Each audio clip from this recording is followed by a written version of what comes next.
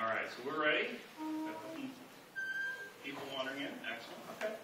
It was a slightly smaller group than it was yesterday, which is good. All right. Good morning, everyone. Welcome to UVD. Welcome to Utah Valley.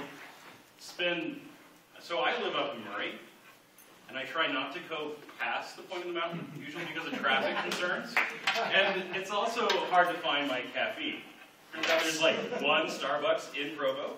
It's the third largest city in Utah, and one Starbucks. It kills me.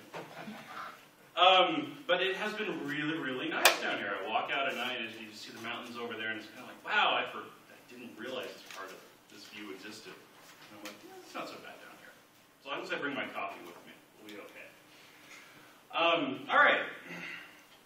So how many of you guys have been here all week, or for the previous 2 days? Yeah? So some of you guys have? It's been a fun few days. It actually has. All right, today we're going to talk about IPv6. So this is going to be your hour-long session. We're going to give you a basic introduction.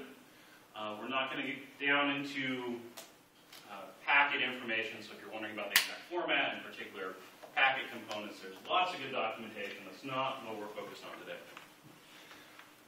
All right, you do see my email address. If you've not written it down, you're more than welcome to write it down. My name's Mike Adams. I live at theadamsresidence.net, .us, .org, although .net's really the only one I spend time configuring. And you are more than welcome to email me, tell me, great presentation, bad presentation, why did you lie to me about this particular component if that happens. So feel free to do that. If you are not familiar with me online, I also go by Schalkie, S-H-A-L-K-I-E. You can find me under that name on Twitter, and if you hang out in IRC, you'll see me under that handle as well. So, I don't know if anyone in here does the IRC thing. So this is my little thank you note. It was a little bit more relevant yesterday, I suppose, because yesterday was Friday. So I work for Guru Labs. They are my employer. They did give me time off to attend this entire conference. And of course, thanks to my coworker Matthew, who took over my class that I was originally scheduled for. So he had to take that class for me. And then thanks to Stuart, because what I do as a living is I work for Guru Labs, and I'm an instructor on Linux. Red Hat, SUSE, very rarely do we touch toes into the Ubuntu world. And one of the things they do is they send me out to teach these classes. And the clients go, well, we want to learn specifically about particular topics. And one time we had a client that went, oh, we want to learn about IPv6 because we're migrating to IPv6. And they scheduled me, they got a flight, the salesman comes in and he goes, you're going to be talking about IPv6. And I go, you don't want me. I know nothing about IPv6. You want Stuart? He's like, oh no, we're sending Stuart to Texas by the Mexican border. I'm like, you're right, I don't want to go there. So Stuart very, very kindly sat me down for about an hour, attempted to teach me, and at the end of that I was like, okay, I think I got the basics. He loaned me some books. So it's a thank you note for Stuart because Stuart really has helped me out on that.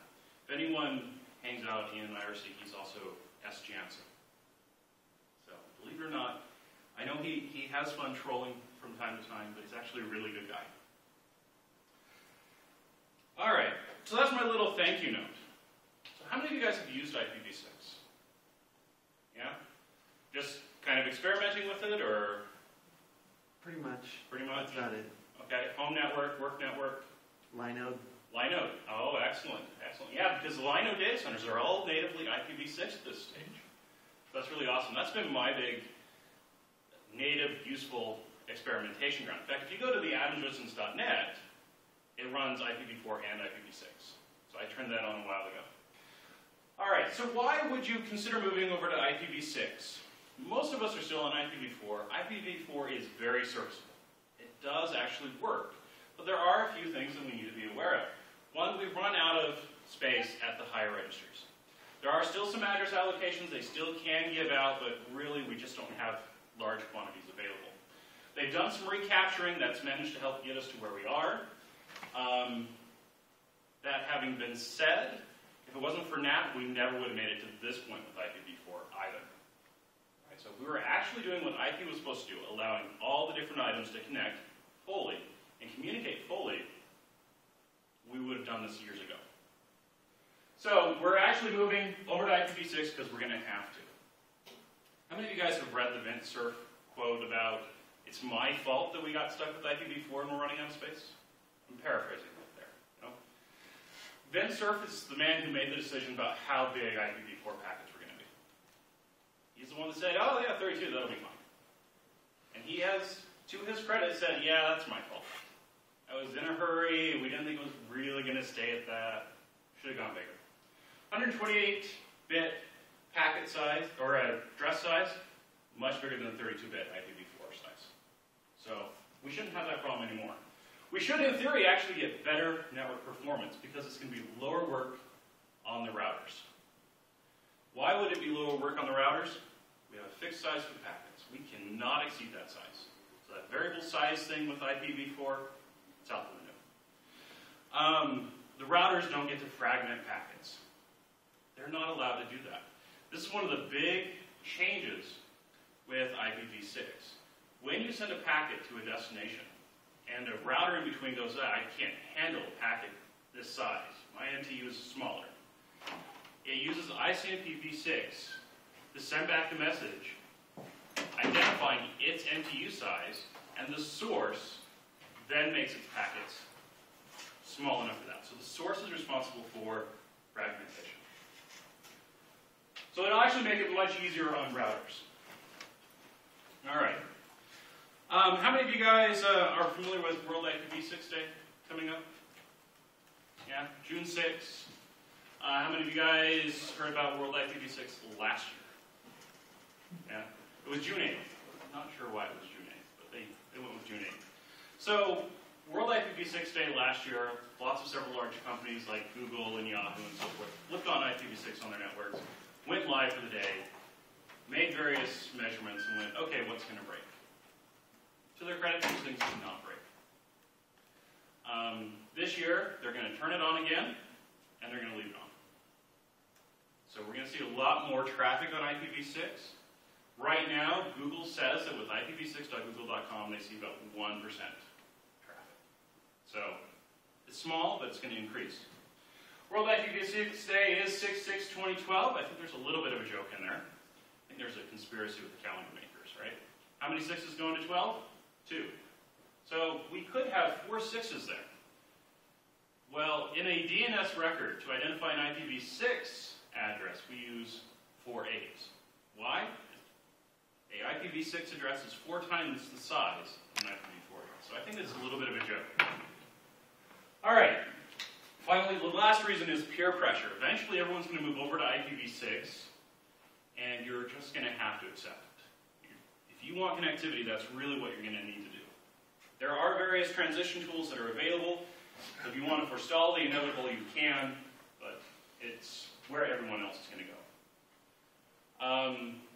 LTE. How many of you guys use like Verizon, LTE? T-Mobile is also moving to LTE. IPv6 is a native part of the LTE spec. So T-Mobile announced like 2 weeks ago they've rolled out IPv6 across their network. Comcast is now allowing IPv6 networks on residential in an experimental phase. Linode, got a Linode system. All their data centers are IPv6 native. We're all going there. You should join us. It'll be good. Okay, so what can break when we're talking about IPv6? You may have older equipment where the manufacturer said, well, we'll only handle certain packets. That was probably a bad design choice. You may have older software that doesn't have support. Really, anything pre-2000 is where you're looking at the risk area. I think post-2000, you're probably okay. IPv6 was developed in the 90s.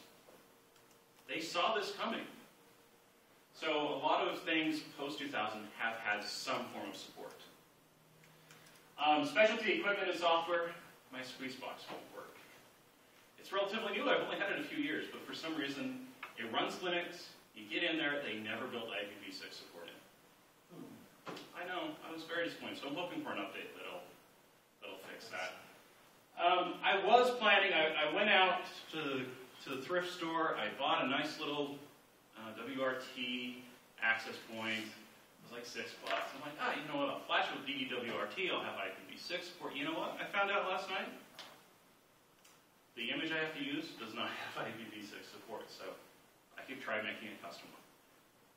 That having been said, most of the equipment that I have, even at home, works. I do have a little access point I pulled out. It has absolutely no support for IPv6 natively, but it does support Ethernet, transmits Ethernet just fine. Because it does that, my IPv6 clients can still communicate. So there's still some good news there. One of the design requirements of IPv6 was being able to live along with IPv4. So you can run dual infrastructure. So if you've got legacy stuff, that's not a problem. The expectation, though, is that most people are going to replace their older equipment and older software. Speaking of software that can break, most of our applications have IPv6 support in Linux. Quite a few of them will natively bind to IPv6. In fact, if you're running Red Hat 6 and you start up the Apache's HTTP daemon, you may notice that it binds only to IPv6. It binds to the SID interface. And then everything IPv4 gets tunneled through the SID interface and translated to IPv6 for the Apache daemon. And then it spits it back out. So, certainly we are definitely moving in this direction. I found out last night that VNC, the VNC server that is on Fedora 13, not last night, the night before, doesn't support IPv6. So some applications are really picky about what addresses they're going to bind to. Yell at the authors, tell them I want IPv6. All right. So where are we seeing IPv6 being deployed? Again, we developed this in the 90s. It's been around for a while. We've been testing it and playing with it for a long time. You know, it actually started getting deployed in the 90s. Mainly in Asia. Why in Asia? Does anyone know why Asia had a vested interest in IPv6? Absolutely. They've got the bulk of the population at this point. It turns out that we had the bulk of the IPv4 addresses. We had like 70% of the addresses here in North America. They've got the bulk of the population. And when you're talking about countries like Japan, which are very, very technologically oriented, they really had no other choice. So they've been deploying it mainly in Asia. China has been developing their next generation network. It's all IPv6. It's not IPv4 at all. During the Beijing Olympics, they deployed a lot of cameras. And they were all IP cameras. And they were all IPv6 cameras. High-profile event. I mean, regardless of what you think about China and what they do as far as monitoring their population. High-profile event like this, any country, lots of cameras. So the only way they could really do that was either by setting up an IPv4 network in a large address space or just going with IPv6. So it's out there, people are using it. We've played around with it in test networks. We have an idea as to what is and isn't going to break. All right, so the IPv6 space is a really, really big place. In fact, it's a really mind-boggling place when you think about it. IPv4 uses a 32-bit value. There's your possible combinations. Ignore any network addressing and broadcast address, because that obviously drops out usable addresses in the space. IPv6 uses a 128-bit value. I'm not even sure what the proper name for this value is at this point, right? Is it a quadrillion? I don't know, right? It's really, really big. So how big is it? Everyone else has some sort of size comparison. If you've ever met Aaron, Aaron Tompkins, he goes by 88. He has a blog called P3. He's quoted in the Wikipedia article because he's got a big size comparison. And I've heard several things like, I know an instructor for a company that he goes, well, when I talk about IPv6, I point out that you could have an IPv6 address for every cell in your body. Everyone else could have an IPv6 address for every cell in their body. And everyone who has ever lived could also. And we still have spares. Like, that's not bad. But I thought I had something really, really clever that was even better.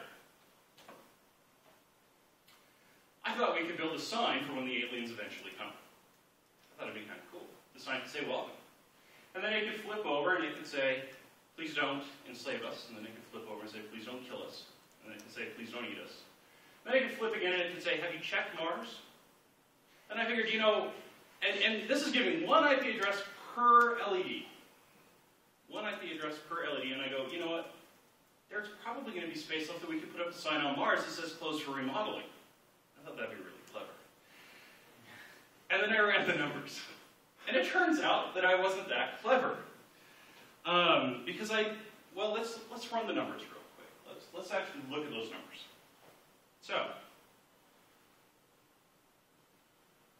here we are. We got the nice little calculator out here. So this is going to be 2, the 128th value, right? All right, so there's our base number. Now, we're just going to calculate one side of a sign. Just one side. So what we're going to do is we're going to go ahead and take that number, and I'm going to get the root out of it.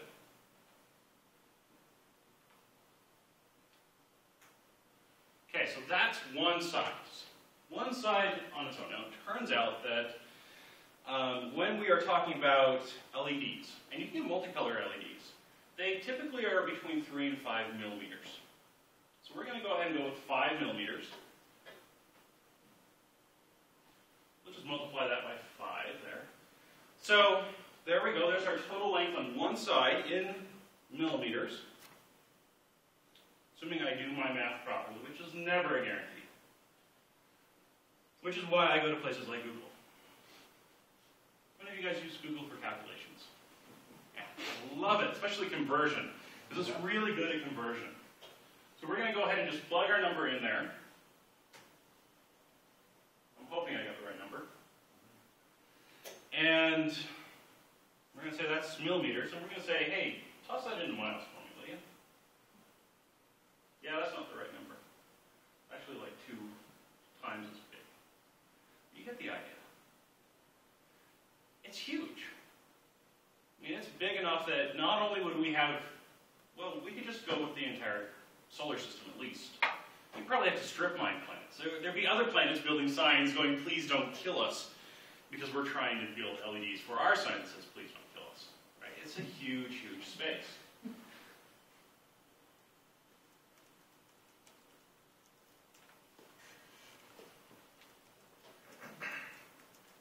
All right. So having impressed upon you how big of a space it is, let us actually talk about some of the gory details here.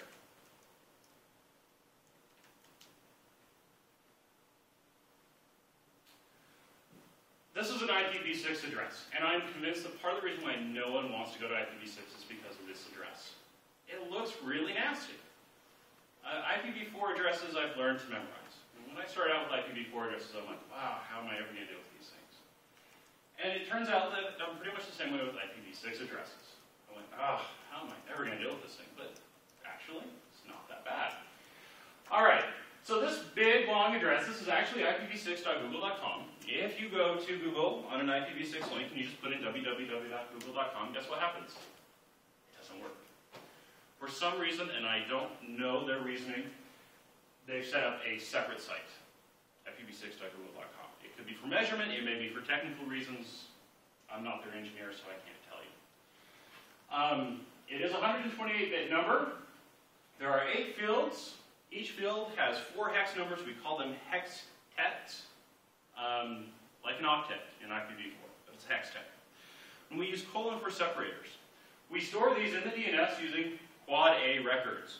So if you're doing a dig command, for example, and I will apologize, I'm very Linux-centric. So if you see a command and you use FreeBSD or something else like that, please provide conversions. So dig, type quad A IPv6.google.com, you'll get the following address. All right, so really big number, really too big for us to work with on most occasions. It won't be till like our great-grandchildren we'll have to deal with those numbers. We'll be able to use shortcuts.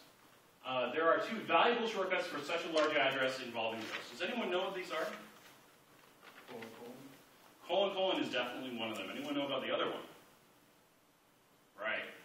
So colon is incredibly useful. By the way, anyone staying for the board games? No? No one staying for the board games? All right. So contiguous fields of zeros may be collapsed. We do colon. There's a problem with that, though, right? And I'll show you that in just a moment here. So we can use colon to go ahead and collapse that big field of zeros. It doesn't work on these. The entire field has to be zeros. Okay? Those zeros actually have meaning. Now the other thing that we can do is leading zeros can be left off. Right? Padding will occur. So notice the 802 here, much shorter. Notice the double colon. This is a lot easier to work with. Right? That's a lot less typing for me, a lot less typos going into what I do. So zero padding. The double colon can only be used once. Now why? Well, I've got 3 fields here, and I know there's supposed to be 8 fields. Where am I putting my fields? Right? So I've got 5 fields to come up with. Do I put 4 here, 1 there, or vice versa? And the router does the same thing. It sits there and it's like, should I just try different combinations and figure it? No. So the proper solution here is you can use the double colon once, leave a 0 in the other fields. Why leave a 0? Padding. It knows that we are going to have a 0 there. It will pad it out to fill the rest of the field. So that's actually very, very useful. So we can drop the 0, go from 0386 to 386. We can use it to hold the field. All right. You can use the leading 0 as much as you want. That works every time. But it has to be the leading 0. Okay. So use the double colon whenever possible. Use it to cover the widest range of zeros.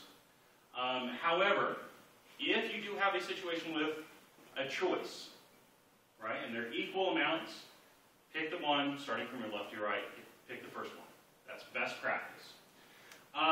If it's only one field, don't collapse it. Just put a 0 in there. Why? It's easier for me to read. Right? I'm going to look at that. I'm not going to sit there and be like, well, wait a minute. I got to collapse. How many fields do I have to fill in? So drop your leading zeros if you can. Use lowercase to avoid confusion. All right. So we got Facebook in there. Interesting little fun note on that. Last year when Facebook joined the test network, they actually did use Facebook in their address set. They actually put that in there. All right, address issues. Okay, so reference IP import. Yeah, if you're putting in a manual address and you put in a port address, how does a web browser know? So, yeah. So you're going to use the braces. They probably could have written it to go, oh, the last number is going to be a port, but they did not.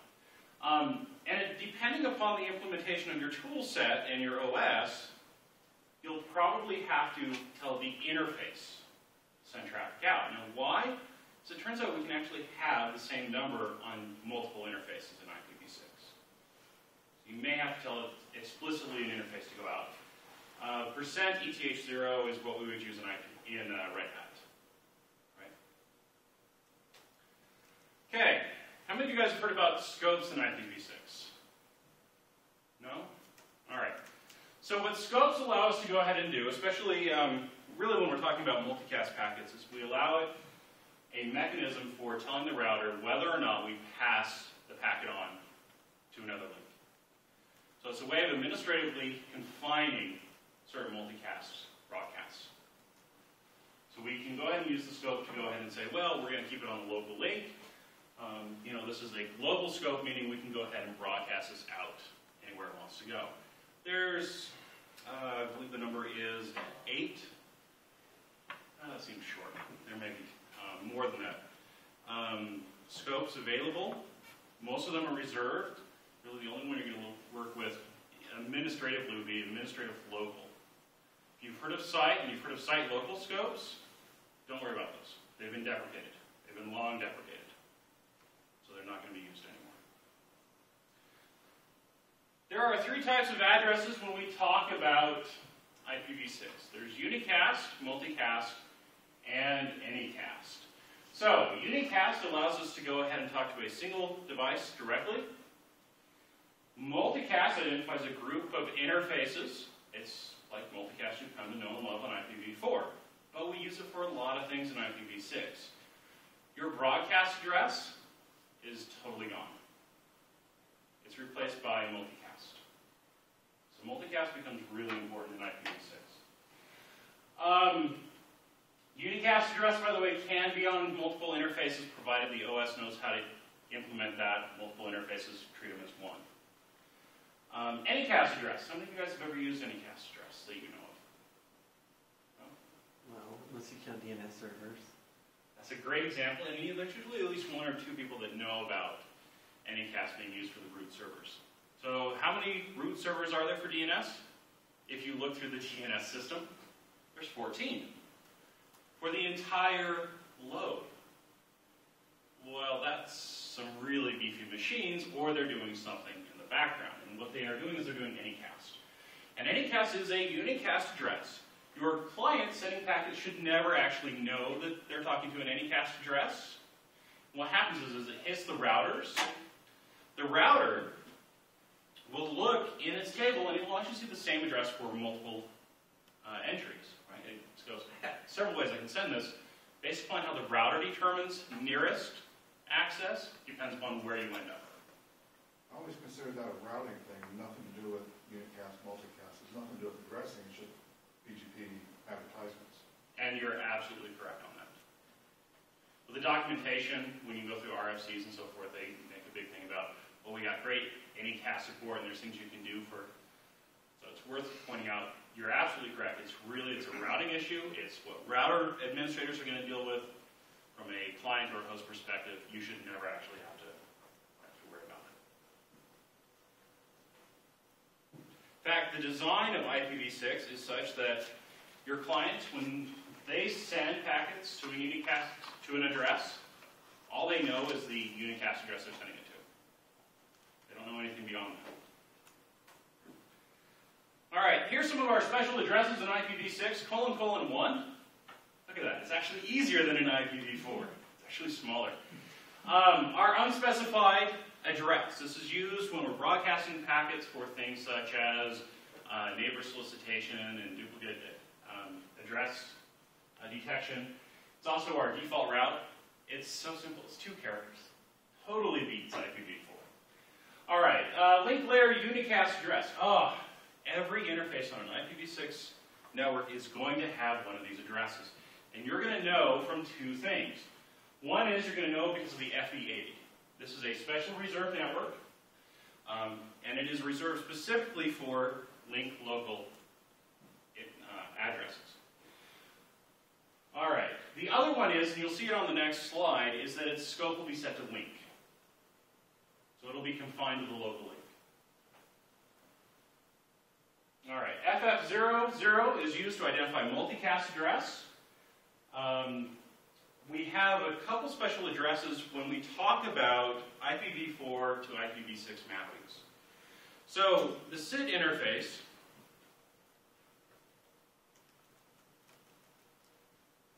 let me get my terminal up here. There we are. So this is my Linode system.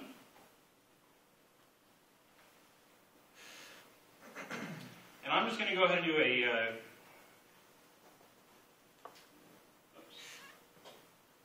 helps if I actually either specify the path or I do it as root with the other path.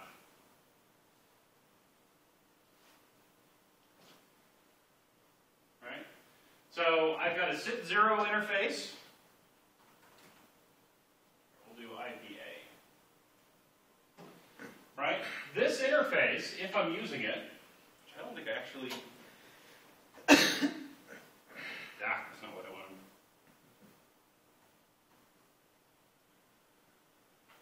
I'm actually, oh no, I've got things bound to it. What that interface does is when you have packets coming in that are IPv4, and you have a service that is bound just to IPv6, it actually will go ahead and translate the IPv4. It embeds it into an IPv6 address. The way we know that that is an embedded address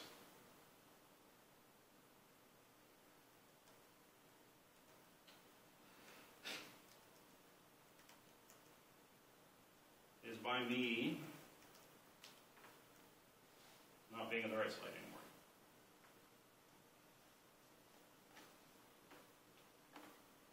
So there's our scopes.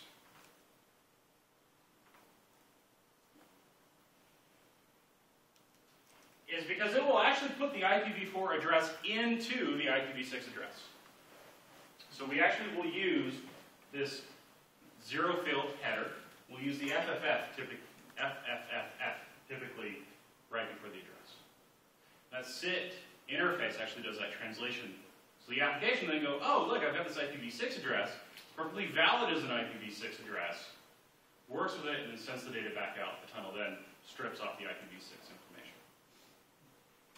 So we're really trying to make this easy. When we talk about IPv6 addresses, we're really talking about attaching a unique interface, a unique interface number to a network. Right? And typically what you'll see is a /64, which means the first portion of the network address, the first portion of the address is going to be about the network. What network is this interface attached to? /64, the last 64 bits, will be the interface on the network. We call this the EEY64. The prefix we call, or the network portion is called the prefix. We indicate the size of the mask with the /64 in this case. What if it was a larger network? What if it's one of the ones that maybe you were getting from an ISP? /48. So the first 48 bits talk about the network. /128. The entire address is for the one host. And you typically will only see that when you're talking about the loopback. Okay? So the larger the number, more information is being used to describe the network. Again, typically the first 64 bits for the network, or less, last 64 bits for the individual interface. Can you use more for the network and less for the interface? Yes. Will it break things? Yes. AutoConf goes out the window. Now, beyond that, that's not a problem, but it's not going to do auto-configuration. And that's one of the best parts to IPv6, is the auto-configuration. All right, in most cases, the last 64 bits will be the host. Again, for AutoConf to work, that has to be the case. There is no longer a netmask member. The prefix describes how many bits to talk about the network. When we send a packet out, and a packet goes off the network, and the router is looking at it and trying to determine where to send this packet, it will actually look for the longest prefix match. So the most specific entry wins. All right, using the /64, the prefix number is required when adding an interface so that the system knows how much of it is network. Remote systems have no need to know about the size of the networks. The design of IPv6, the requirement through the RFCs is that you should never have to know about the remote topology. Just like IPv4. When you send a packet off, you should not have to know anything about the media on the remote end, how large the network is, or anything like that. Indicates the amount of bits from left to right. We already mentioned that. Less than /64 will break AutoConf, but yes, you can get a /48 from someplace like Hurricane Electric and subdivide. You can create subnets. So, commonly seen prefixes 128 to indicate a full address for a host. Typically, this is your loopback address. You won't normally see this otherwise. /64 indicates the first half is used for the network, second half for the host, which is really our preferred addressing. /47, it's really large networks. When you're at home or at your office and you've got a relatively small office, you'll probably get /48 if you call up, say, exclamation or something like that. Large organizations may actually get /48s instead of a /47. They get multiple /48s. Yeah. So if you call up Linode, well, you email Linode and you go, hey, listen, I want a network or an extra IPv4 address. They go, hey, great, that'll be $1 a month. And before we'll allocate that to you, you need to justify it. Because we're out of IPv4 addresses. And I'm like, and then I tried this actually.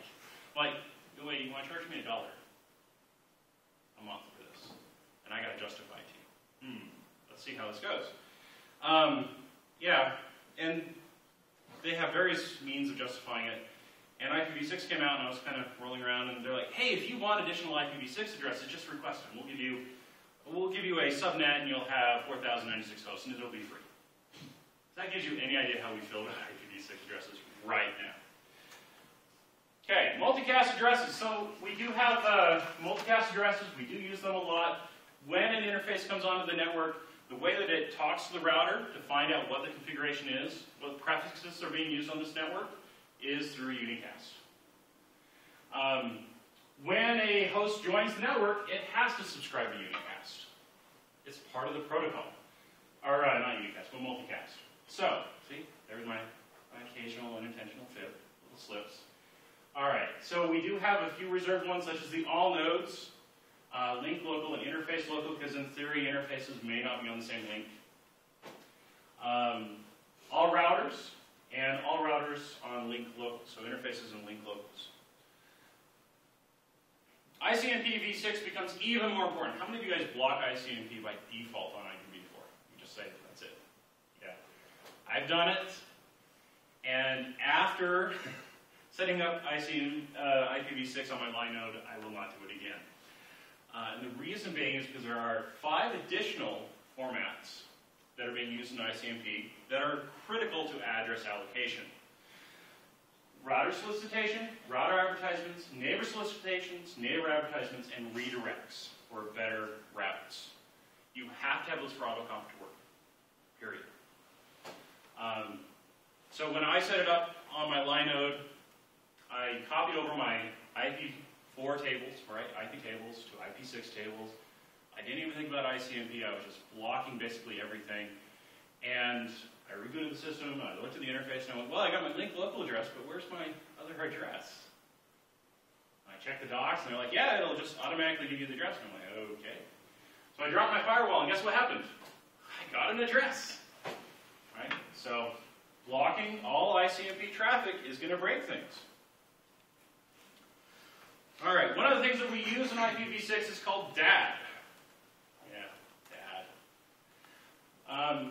It is the duplicate address detection. And what it does is when you assign an address, or when you bring the interface online, it will need to determine if there's going to be a conflict with another interface. So what it does is it takes the tentative address that it wants to use, and it sends a request to that address on the network. Now what happens? Is it a normal ARP type query or something else? No, actually ARP is replaced by the neighbor discovery protocol. So ARP is gone in IPv6, but it's along the same intention. So we actually will go ahead, we'll send the request. This is after our link layer. Actually, no, I take that back. This can be used during link layer as well, but this is anytime we assign an address. It sends a packet out to that address. If it gets a response back, it goes, oh, well, someone else is using it. Now, depending upon what addresses we're using, whether we're using the privacy extension, and depending upon the OS we're using, we may have other addresses that we can use. In Linux, if you're not using privacy extensions, guess what happens? It throws an error. It won't assign the address. Check dmessage, and sure enough, there's an entry. If you're using privacy extensions, because privacy extensions use randomly generated numbers instead of our address with an embedded MAC as part of it, it'll go through 3 to 5 iterations. It'll keep trying until it finds one that's not in conflict. Then, of course, with privacy extensions, what happens after a little while? We get a new number. So we have to go through this process again. And if we end up with a conflict that time, we'll roll through until we've gone through 3 or 5 iterations, at which point we throw an error. So what happens if you try to assign an address and Dad says, we've checked and someone responded when we asked to send a packet to this address. What does it do? It throws an error. You're not allowed to use that address. So we just get a tentative address, we send out a neighbor solicitation to the target, we're going, hey, is there someone else there? This is an ICMP packet. If we get a response, there's a conflict and we don't get an address. If there's not a response, we go, hey, I guess no one's there. I get to use that number. When do we do that? Anytime we assign the address, which means anytime the interface comes up, or anytime we manually assign it. All right. Neighbor discovery protocol, it replaces ARP. Goodbye, ARP. How many of you guys use Red Hat 6? Okay. How many of you guys looked at the man page for the ARC tool in Red Hat 6? Yeah? Well, I can, let me not do that actually, because I'll lose my place. But if you pull up the man page right at the very beginning for ifconfig and for ARP and for the route command, if I remember correctly, it actually says big little 2-line paragraph. This tool is deprecated. You should be using IP. IPv6 doesn't support ARP. It's gone away, and the ARP tool doesn't really support it. So, all right. Does the same functionality. It actually goes ahead and maps out a link layer address. It maintains a cache of destination and neighbors. Destination being separate from neighbors. Destination is, hey, we sent a packet off to this other address, and we were able to reach it. Neighbors is our map, and it's just for the local link. Just the local link. And what happens is when we want to communicate with someone, we have to figure out their link layer address. We go ahead and send a neighbor solicitation using IPv6. The neighbor goes ahead and responds, and embeds its link layer address in the response. We then go ahead and put that into the table. And as long as we are communicating with that item on the link, we keep updating a timer, and we keep it fresh. And what happens after a while? Well, once the timer runs out, we mark it as stale.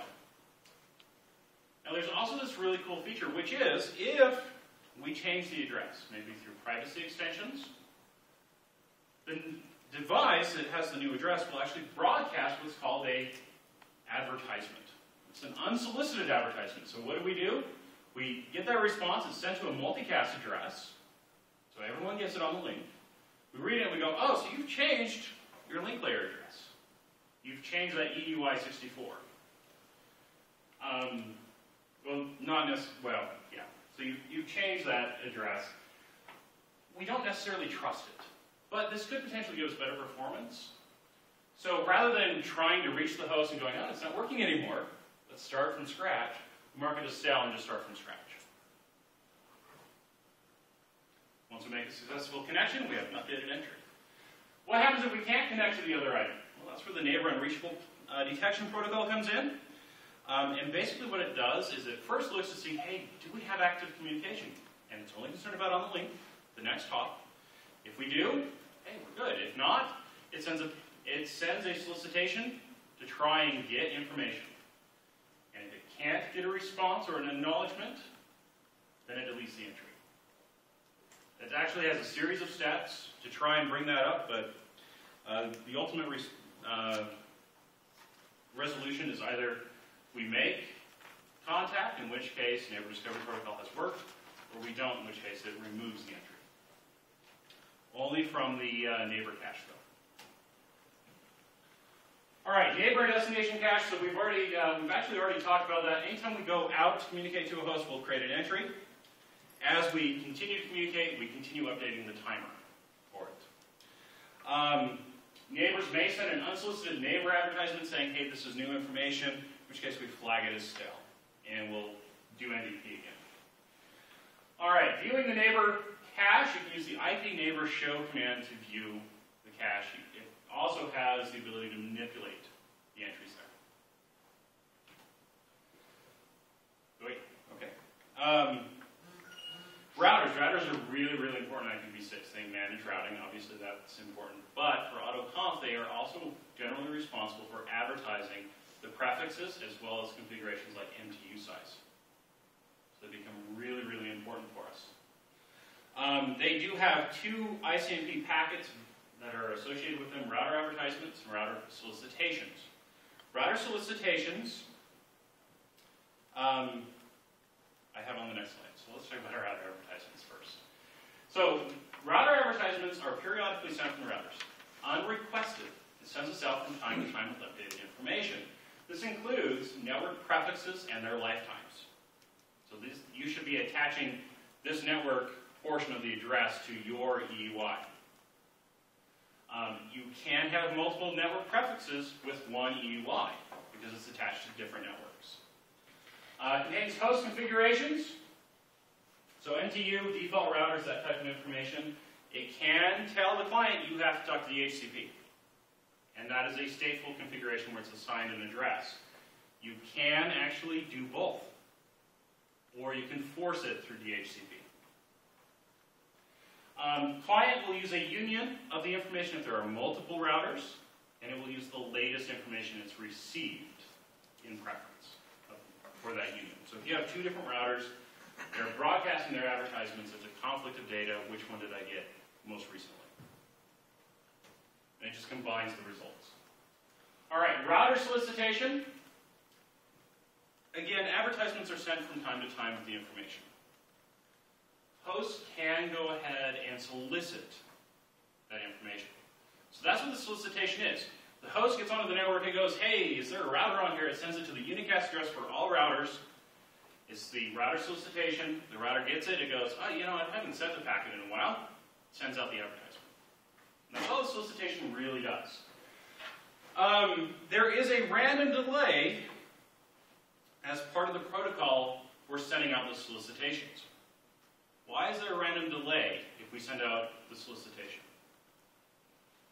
Well, what happens if you lose power entirely and all your systems come back up at once? It's a lot of solicitations going on. The random delay allows us to go ahead and say, well, we'll send them, we shouldn't have conflicts, and in the time that you're delayed, you may actually get an advertisement, in which case you don't have to send a solicitation. All right, Linux does provide a tool called Radvd, and it's a very basic router advertisement daemon. It allows you to go ahead and advertise prefixes, allows you to advertise default route and other configuration options. It only works if you are using that /64 for the identifier. If you try to use larger than /64 for the network, say /96, it won't work. It only does autoconf. Right? Autoconf is our stateless configuration. Typically, we'll take your MAC address and embed that as part of the IPv6 address. That last 64-bit is the identifier. And if you look closely,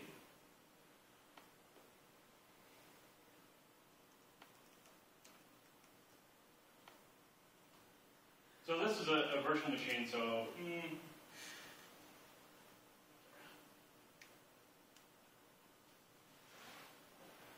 you actually look, you can go ahead and see my link or Ethernet address, and if you actually look at my FE80 address, you'll notice that we have embedded the MAC address. And if you look at my other address, my live global address, you'll notice it also has my MAC address in there. And it's been embedded. There's formulas for calculating that out. But that's normally how we derive it. Now, some people have privacy concerns about that. And I think it's fairly reasonable to do that, to have that privacy concern, because this is not being contained to the local link. This is going out across the internet. Data mining really can happen. And that would actually bring us to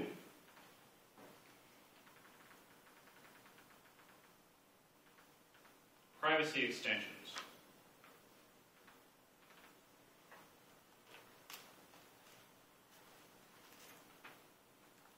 That's going to be on a slightly different stage. The privacy extensions, though, use a randomly generated number to hide your MAC address.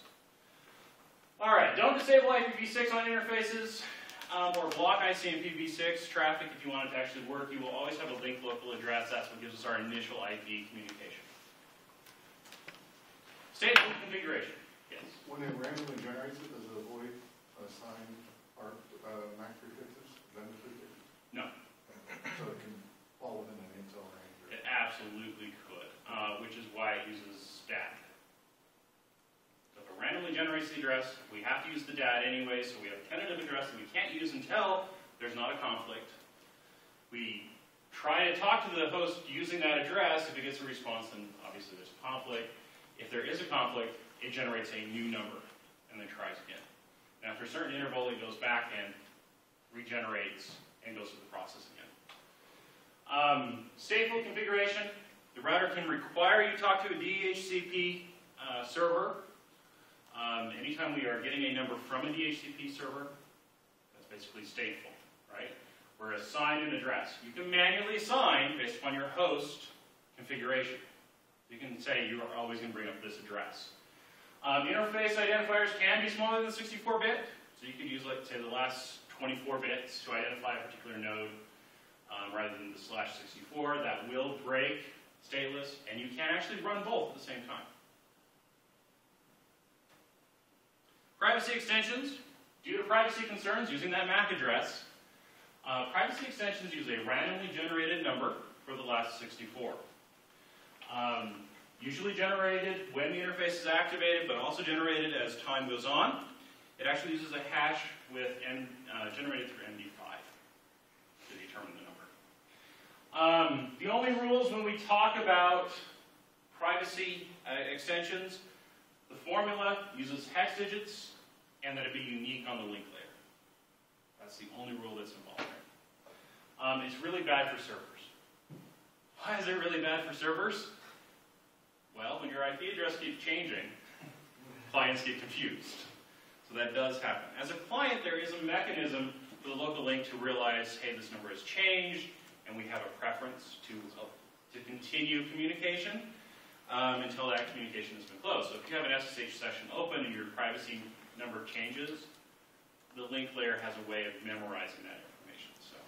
So you're not just going to get dropped off because you got a new privacy address.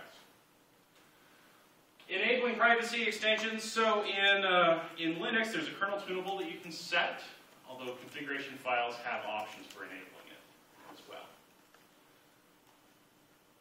Configuring IPv6 in Linux, and I'm very much a Linux person. That's my little world. So IPv6 is its own stack, so keep aware of that. IPv4, IPv6, totally separate. Applications typically will bind to one or both at this stage. And when they are doing one, they tend to like IPv6 because of the SID interface. So what happens when people flip on IPv6? You're going to have a lot of services you may not have firewalled because you did IPv4 and you didn't think about IPv6. Or you may have rules in the application themselves that you didn't configure for IPv6. So consider that. Natting is not going to protect you, at least in most cases, because most people are not going to implement natting. Natting should never, well, I shouldn't say it should never happen, but we, in theory, will never need it. There are certain circumstances, such as natting from 4 to 6 and so forth, but that's not going to be common. Using the IP command, better support for tunnels. And it actually supports tunnels, better support for routing, better support for IPv6 in general. It supports the neighbor discovery protocol. It replaces ifconfig, replaces archive, replaces route, and it's still non-persistent. So changes you make there are not going to be held over reboot. Configuring in Goose 6. I'm part of the Goose Linux project, and so I figured that would be kind of clever. And I said, oh, in the speech, we'll talk about configuring in Goose and Red Hat and CentOS and Oracle. I think I mentioned all 4 of those, maybe just 3. It turns out they're all really the same. So I kind of cheated there. And RHEL is based upon Fedora. There's 2 ways to configure this. One is through the text files. Sysconfig network has a series of options. These are the 2 most common ones that you would look at. Anytime you enable forwarding, you are no longer a host. You're now a router. It's a requirement through the RFCs. Anytime you go from forwarding to not forwarding, guess what happened? You're now a host. You no longer get to go ahead and do router advertisements. Okay. Well, you're not supposed to. Let me put it that way, that's better. Sysconfig network, Python scripts, ifconfig, and then the individual device. It has a series of options. Most common, IPv6 init, IPv6 address, and IPv6 privacy. And of course, you can find documentation for all these in user share doc and init scripts. The graphical way. Network manager is our new favorite thing in Red Hat. We really like it, unless we're clustering, in which case, get rid of it. NM connection editor to go ahead and edit your connections graphically. For some reason, from what I've seen, there's no privacy extension support. And I ran into an interesting issue the other day, which was on my little netbook running Fedora 13. I went into the wireless and I said, hey, turn on IPv6. And then I suddenly couldn't access the wireless. For some reason, whoever put this revision of Network Manager together, if it doesn't obtain an IPv4 and an IPv6, it fails the connection entirely. The only logic I can think is they said, well, hey, you told me to get an IPv6 and an IPv4 address. And because I can't get both, it's a total wash. I don't think that's the behavior it should have, but that's my opinion. And there was no button for enable privacy extensions. That may just be the revision that I'm using now. Okay, configuring SLES 11 Service Pack 2. You do have to tell SUSE to go ahead and load the module. It has to be installed. Of course, you use YAST. Does anyone here use SUSE? Ew. Well, I got a response. Okay. You know what? That's the same. Well, except the ew. That's the same response I got yesterday too. No one used it. I'm like, but we're in Orem. We're by Provo. Well, I used it once in a project. Only once. I used it. That counts, right? SUSE's not that bad. Well, It's not Ubuntu. it's just, I just don't like gas. Ubuntu's not bad. I'm fine with it. Yeah, I have to admit that the YAST in some ways is. What I hated about gas was, like, I do tons of stuff manually, go configure it. And I open up YAS and then run SUSE config. Oh, yeah. SUSE config and friends. Yeah, it likes to override and rewrite. There are some components of Red Hat that have done that too, though. Yeah, it's true. So, and with regards to Ubuntu, I occasionally use Ubuntu. Ubuntu is fine. It does a few quirky things. I'm a Red Hat person. I'll admit it. The text way in SUSE, though, is to modify SUSE config network IFCG ETH-ID in the MAC address. You can find documentation, user share doc packages sysconfig. We've already talked about the SID interface, so I'm not really going to spend too much time on it, other than to say that Apache's HTTP daemon will bind to it by default, and if you set up a tunnel with, say, Hurricane Electric, you will use that to create your tunnels. Tools that you will use, IP in Red Hat, ping6, IP6 tables for firewalling, traceroute 6, all kinds of good things. You get the pattern yet? There's a 6. If there's not a 6 in the name, there's usually a tax 6 to indicate you're using IPv6. Want to play with IPv6? You can do it right now. If you want to do it, and your ISP does not provide you with IPv6, you can go to one of the tunnel brokers, like Hurricane Electric, who also has a certification program. And you can get addresses. And you know how much they charge for these? Absolutely, they're free. Hurricane Electric, and I can't attest to the other ones, there's a host of them out there like 6 and GoGoNet and so forth, but Hurricane Electric will actually not only tunnel a single address to you, but you can get a /48 from them as well. They have tutorials, so they've been a pretty good service. Your ISPs will eventually have them if they don't currently. Questions?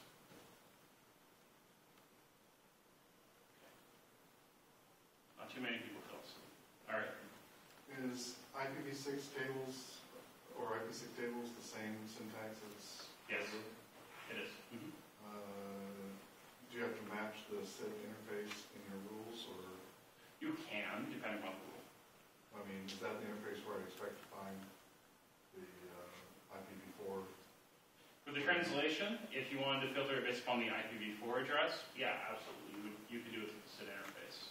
And just say, for example, on an incoming rule, you can go ahead and say -I SID 0 and specify the interface here. That translation happens before IP tables really gets involved. You discussed the whole presentation primarily from a host perspective. Mm-hmm. But from a router perspective, of course, I've got my core router's full of BGP routes, Mm-hmm. and it's like percents from a full table. Right. How does that translate into IPv6? How that is handled? BGP, OSPF are still used. Okay. So does it just keep track of those solicitation to find out a route for specific addresses, or does it keep track of all these different things? It's assigned out much like network blocks in IPv4. It's all handled through IANA, and BGP and OSPF just determine the nearest. So we're still going to wind up with huge tables then? Yes, in theory they should be smaller tables because we're handing out larger chunks and we're trying to be a little bit better in our hierarchy structure. But yes, BGP and OSPF are still used. They still do the same thing. Other questions? Okay. I'm going to set up, a little bit later on, I'm going to actually set up a wireless access point with IPv6 only. I'll be tunneling it through HE, and if you guys want to jump on with your wireless and give it a whirl, you'll be more than welcome to do that. All right. Thank you, guys.